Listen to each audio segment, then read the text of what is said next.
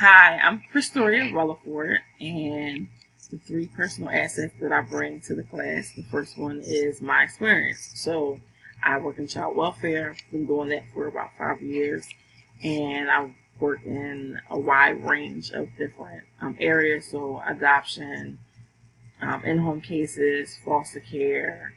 Um, Now in Philadelphia is considered cool, so outsourcing, case management services, and working with clients that either struggle with truancy to delinquent matters to sex trafficking. So that's kind of my experience as far as work is concerned. Outside of that, I'm also a youth leader in Camden, New Jersey.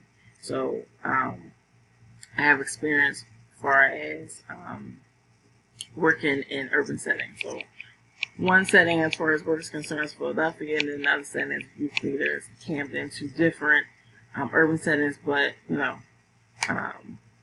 similar characteristics. And then the two other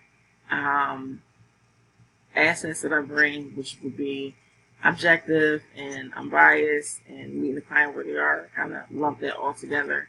But that allows the client to be honest about where they're in a situation without having to wear a mask and so they have to be guarded. So basically creating a safe space for a client.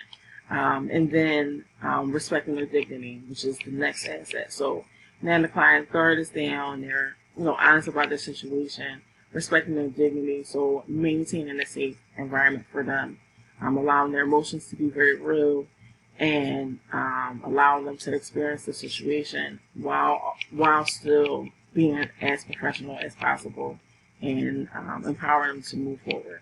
So those are the three aspects that I bring to the class.